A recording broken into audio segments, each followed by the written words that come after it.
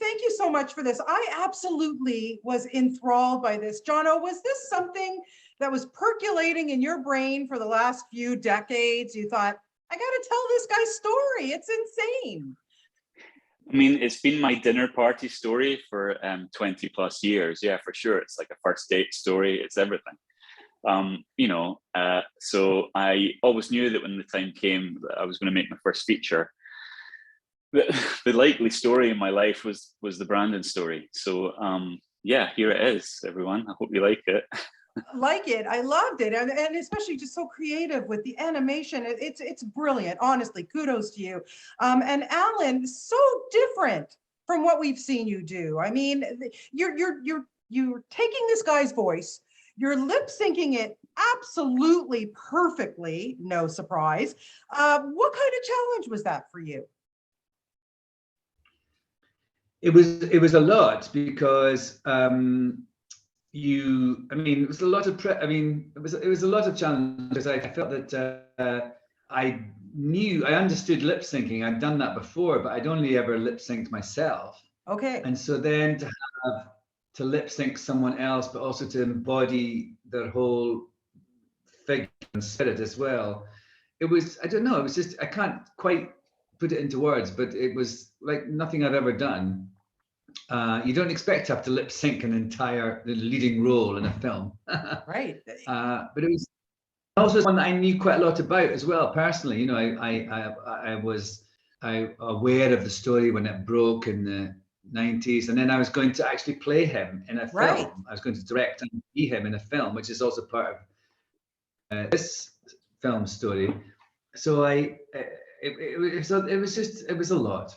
It was a lot, but you pulled it off. But did you ever get, because you've got this voice, did you ever get to sit down and meet with him and get to know a little bit more about what was going on in his brain? No, I didn't, because like when 25 years ago, when I was working on the film, I was actually in New York, and I didn't actually. So I mean, the time when I would have met him, because I was going to play him in real life, I was out of the country, and then this time round, no, I didn't. So in a funny way, I don't want to meet him. I feel he's a sort of mythological character that I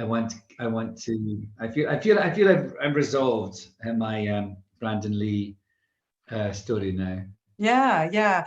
Jono, kudos to you also for getting so many of your former classmates. My goodness, how hard was that to convince them to come on camera and to join you in this journey?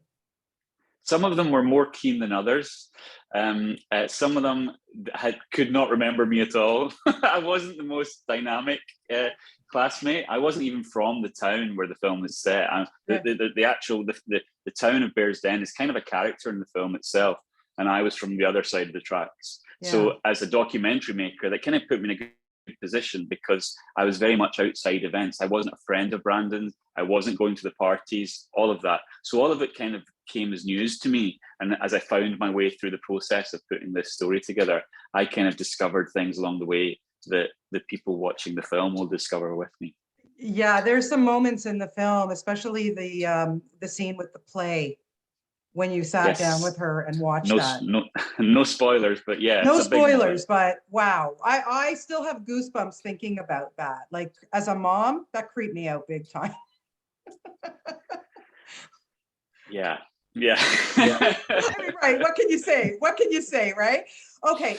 Alan, forgive me for fangirling, but I'm in love with you. I am such a huge fan of yours, everything that you do. My God, I listened to your book on my walks. Thank you for that entertainment. And oh my God, my heart went out to you, your story, Schmigadoon, Cabaret, everything you do. But I got to tell you, my friend, when I found out that you were coming back as Eli Gold for the last season of The Good Fight, I got extremely giddy. Can you please tell me that you have scenes with Mandy Patinkin, and what was it like to be back with that cast?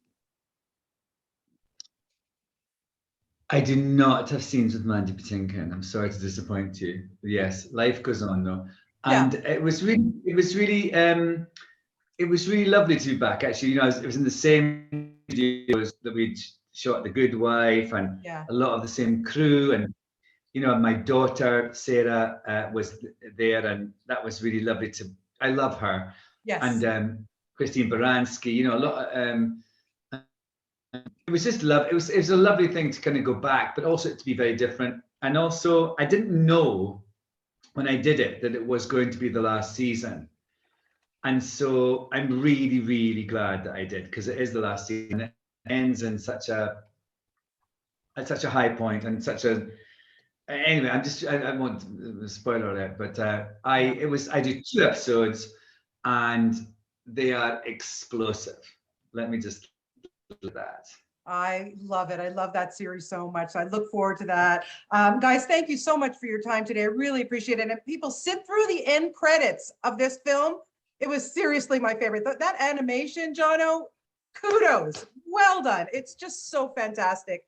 And please come visit us back in Toronto, you guys, okay? I'm holding you to that, okay? You will. Thank you. Thank you so very much. much. Okay, bye. Thank you for your time. Bye-bye. Bye-bye.